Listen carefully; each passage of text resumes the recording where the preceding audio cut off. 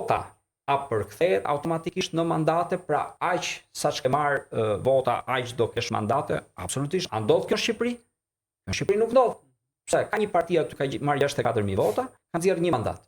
Ka një parti tjetër ka marrë 49.000 vota, ka nxjerrë 3 mandate. Tash hajde të shkojmë në shtëpi ke vajzat e mia dhe ti shpjegoj që 49-ta është 3 fish më madhe se 64-a. Si t'ja shpjegoj unë? Si mund të thotë dikush tani që ky është një sistem i ndershëm nga ana sasiore? Pastaj nga ana cilësore ato na janë përgjigjur. Kjo zakonisht shoqërohet dhe me pragje. Pra pragje minimale që duhet kalojë një parti të caktuar për të futur deputetët. Edhe Partia Socialiste nga 73 vota që do kishte marrë, ka marrë 83. Ka marrë 83, sepse ka marrë gjithë këto që nuk morën dot tjerë, pra kjo parti 64 do i takon 6-7 deputet, me logjik. Mori 1. Shka sistemi tonë. Kush i mori këto 5-6 tjerët? Partia Socialiste. Pavarësisht se këta s'kan votuar Partia Socialiste, ka qenë në opozitë. Një tjetër parti mori 50.000 vota, nxorri 2 deputet. Po ti them edhe me emra, Partia Shqipëria bëhet e para, Partia Mundësia e dyta. Nxorri 2 deputet, i takojshin 5.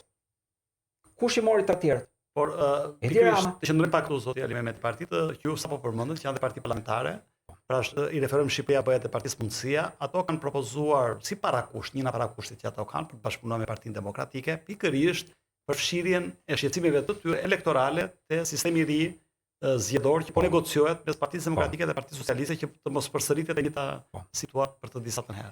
Po.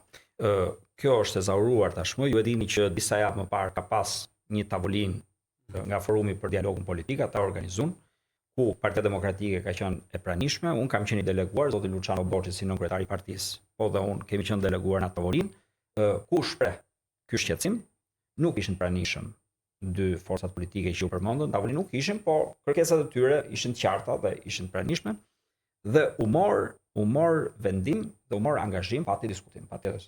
Kjo ndodhi me dyrë të mbyllur, po është bërë deklaratë publike dhe mund ta gjeni deklaratën e zotit Borxhi dhe të zotit Hasimia, që u mor angazhim që kjo do bëhet.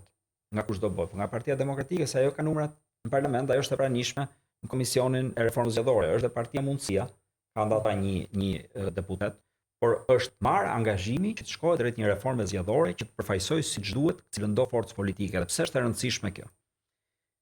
Kjo nuk është e rëndësishme thjesht sepse mund të çojë opozitën pushtet, se kjo do ishte një format i tipit spekulativ moment. Jo. Kjo është një parti që ka luftuar për pluralizmin në Shqipëri.